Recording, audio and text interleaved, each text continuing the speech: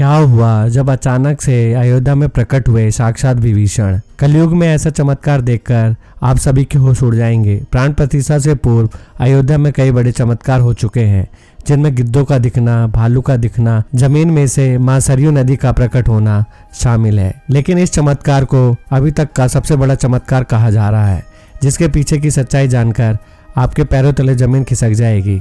आखिर क्या है सच्चाई? क्या सच में लंका के राजा विभीषण अपने मित्र रामलला से मिलने पहुंचे हैं? क्या विभीषण आज भी जीवित है? ऐसे कई रहस्य से पर्दा उठेगा आज के इस वीडियो में।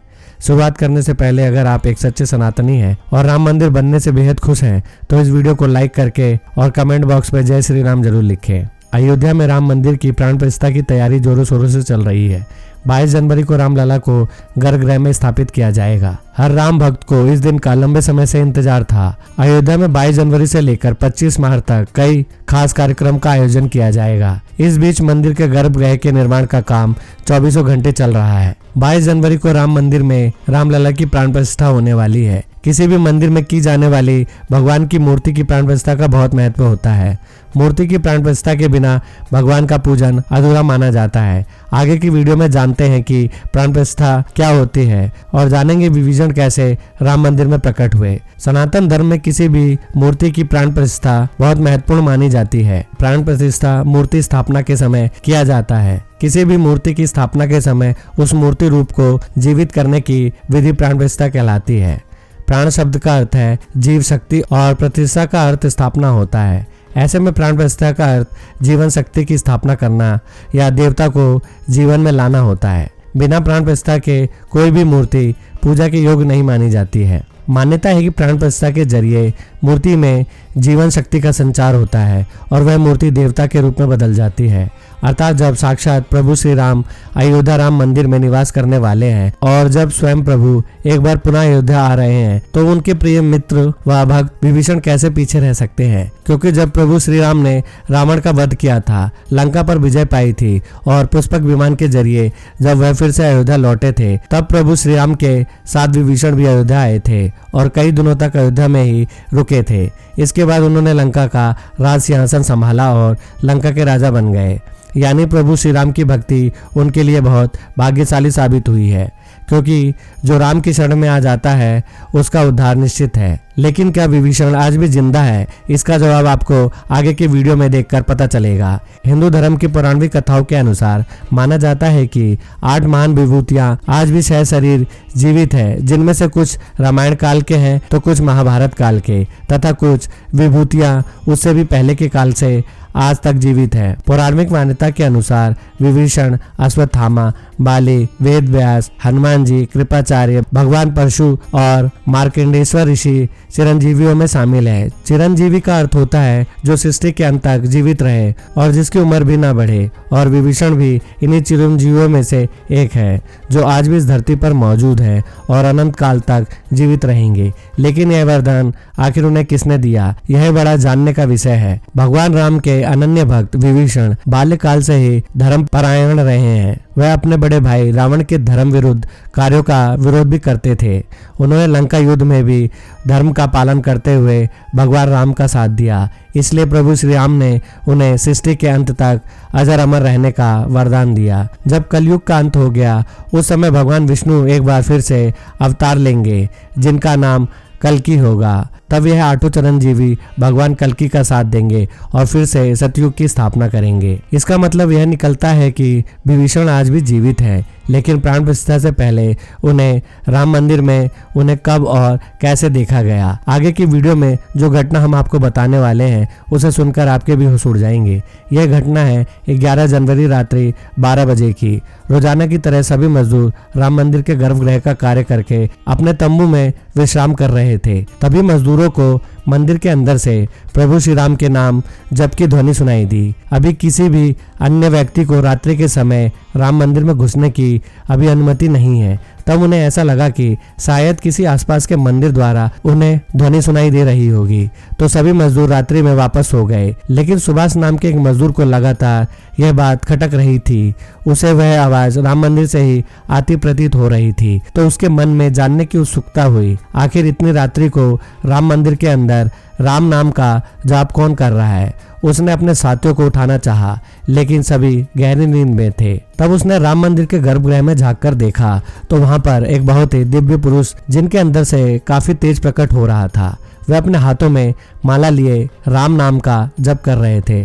ऐसा लग रहा था मानो वह काफी दिव्य पुरुष हों और किसी पौराणिक समय से आए हों। उनके बैठने का तरीका और उनका अंदाज राजाओं की तरह मालूम पड़ रहा था। सुभाष यह नजारा देखकर दंग रह गया। इसके बाद सुभाष अपने साथी मजदूर के पास गया और उन्हें यह सारी सच्चाई बताई। और जब सब मिलकर राम मंदिर के गर्भगृह तक पहुंचे तो सभी के होश उड़ गए, क्योंकि वह दिव्य व्यक्ति वहां से गायब हो चुके थे। क्योंकि रात्रि का समय चल रहा था तो सभी लोग सुभाष की बातों को भ्रम समझ रहे थे और कोई भी उसकी बात को मानने को तैयार नहीं था। लेकिन सुभाष जानता था उसने जो देखा है वह बहुत बड़ा चमत्कार है। लेकिन उनके मन में एक ही सवाल था कि रात्रि 12 बजे राम मंदिर में राम नाम का जप करते हुए दिव्य पुरुष आखिर थे कौन? क्योंकि आज के समय में किसी भी पुरुष के अंदर इतना तेज नहीं हो सकता। उनका संबंध पौराणिक काल से ही हो सकता है। और अगर रामायण काल की बात करें तो दो ही व्यक्ति हैं जिनके होने का दावा आज भी कलयुग में कहा जाता है। पहले है हनुमान जी और दूसरे हैं विभीषण जी। तो पूरी की पूरी संभावना यही है कि सुभाष ने राम मंदिर में रात्रि के समय जिस पुरुष को देखा था वह राजा विभीषण हो सकते हैं, क्योंकि वह आज भी धरती पर जीवित हैं और 8 चिरंजीवियों में से एक हैं।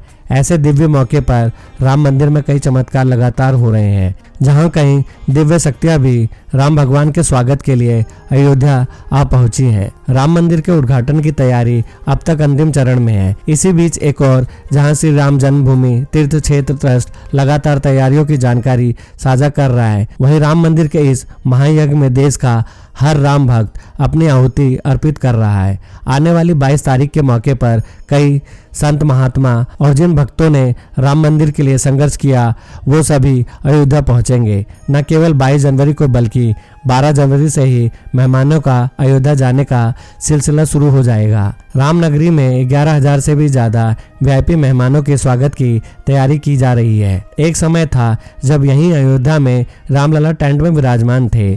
आज पक्का घर सिर्फ रामलला को ही नहीं बल्कि पक्का घर देश के 4 करोड़ गरीबों को भी मिला है। रामायण के समय में अयोध्या को स्वर्ग कहा जाता था। देवता इसे स्वर्णिम नगरी कहते थे, क्योंकि यह नगर चारों तरफ से हर प्रकार की सुख सुविधाओं से युक्त था। लेकिन जब मुगल आक्रांताओं ने भारत पर आक्रमण किया तो पूरे अयोध्या नगर को उजाड़ कर रख दिया।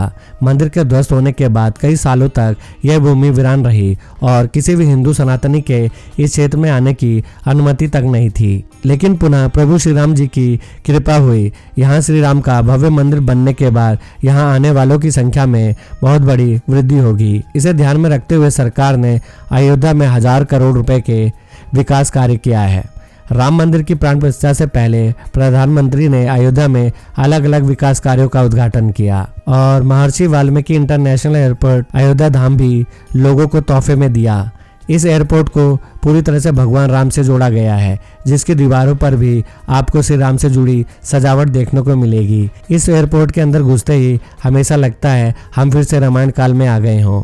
आपको बता दें कि इस एयरपोर्ट को 20 महीने के रिकॉर्ड समय में तैयार किया गया है। उत्तर प्रदेश की सरकार की ओर से अयोध्या एयरपोर्ट के लिए 821 एकड़ भूमि मुहैया कराई गई थी। 14 साल का वनवास पूरा करके और रावण का वध करके जब भगवान श्री राम पुनः अयोध्या पहुंचे थे तो अयोध्या के घर घर में दिवाली मनाई गई थी। हर घर में दीपक प्रज्वलित किए गए थे। तो जब अब पुनः प्रभु श्री राम अपने धाम को लौटने वाले हैं तो हम 140 करोड़ देशवासी आखिर कैसे पीछे रह सकते हैं। अयोध्या में विवादित स्थल पर 5 साल बाद प्रभु श्री राम के मंदिर निर्माण और श्री राम लला की स्थापना के जश्न में 22 जनवरी को सिर्फ देश ही नहीं बल्कि पूरी दुनिया दिवाली की रोशनी में जगमग होगी। अयोध्या से पीएम मोदी ने देश के सभी 144 करोड़ लोगों से 22 जनवरी के दिन अपने घरों को श्री राम ज्योति नामक दीपक की रोशनी से अपने घरों को जगमगाने का आह्वान किया है। प्रधानमंत्री ने लोगों से हाथ जोड़कर यह प्रार्थना की है कि सभी देशवासी प्रभु श्री रामलला की अयोध्या वापसी के जश्न में अपने अपने घरों को दिए से जगमगा दें। यानी पूरे देश में इस बार 22 जनवरी को ऊर्जा, आशा, आकांक्षा और उम्मीद व जोश से भरपूर एक नई दिवाली देखने को मिलेगी। यह दिवाली सिर्फ देश ही नहीं बल्कि दुनिया के उन तमाम देश में भी मनाई जाएगी जहां भारतीय लोग बसे हैं। इस बीच अब राम मंदिर प्राण प्रतिष्ठा से पहले रामलला के भक्तों के लिए एक और बड़ी खुशखबरी है। दरअसल अब रामलला के गर्भगृह का मुख्य द्वार सोने से बनाया गया है, जो मंदिर के मुख्य द्वार के तौर पर स्थापित कर दिया गया है। राम मंदिर में सोने के दरवाजे की कुछ खासियत भी है। बता दें कि रामलला के गर्भगृह में लगाए गए सोने के दरवाजे पर खूबसूरत नक्काशी की गई है। मंदिर के भूतल पर ऐसे 14 दरवाजे लगने वाले हैं। लेकिन दोस्तों, जब हम राम मंदिर को बनता हुआ देखते हैं तो हमें बहुत बड़ा गर्व होता है कि हम राम मंदिर को अपनी आंखों से बनता हुआ देख रहे हैं। हमें उस स्थान पर राम मंदिर के अंदर जाने का मौका भी मिलने वाला है। लेकिन एक समय ऐसा भी था जब यहाँ पर हजारों कार सेवकों ने इस मंदिर के निर्माण के लिए अपने प्राणों का बलिदान दे दिया था। 1528 में श्री राम मंदिर को बाबर के आदेश से उनके सेनापति अमीर बाकी ने गिराकर वहां एक मस्जिद बना दी। इसके बाद से हिंदू समाज एक दिन भी चुप नहीं बैठा। वह लगातार इस स्थान को पाने के लिए संघर्ष कर रहा था।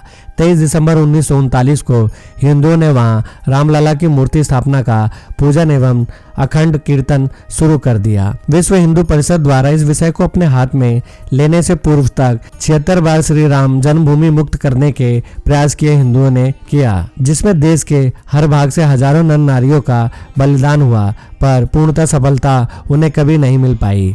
2 नवंबर 1990 को तत्कालीन मुख्यमंत्री मुलायम सिंह यादव की सरकार में कार सेवकों पर पुलिस ने बर्बरतापूर्वक गोलियां चलाई थी, जो कि सच में एक निंदनीय घटना है। उस समय अयोध्या के वासुदेव गुप्त, राजेंद्र धीरकार, रमेश पांडे और कोलकाता के दोनों कोठारी बंधुओं सहित अनेक कार सेवक इसमें शहीद हो गए थे। नीचे कमेंट बॉक्स में आप इन्हें श्रद्धांजलि जरूर दें। लेकिन दोस्तों, कहते हैं ना, जो सच होता है, जो स्प्रिंग की तरह होता है, उसे जितना दबाया जाए वह उतना तेज गति के साथ ऊपर आता है। 9 नवंबर 2019 का दिन सुनहरे अक्षरों में दर्ज किया गया, जब सुप्रीम कोर्ट की 5 जजों वाली बेंच ने ऐतिहासिक फैसला सुनाया और विवादित जमीन हिंदू पक्ष को मिली। और अब 22 जनवरी 2024 को भव्य राम मंदिर के अंदर रामलला की प्राण प्रतिष्ठा होने वाली है। इस प्राण प्रतिष्ठा के भव्य समारोह में देश विदेश की 11,000 हस्तियों का आमंत्रण दिया गया है। लेकिन दोस्तों, कुछ राजनीतिक दलों ने इस राम मंदिर के भव्य समारोह में आने का न्योता ठुकरा दिया है।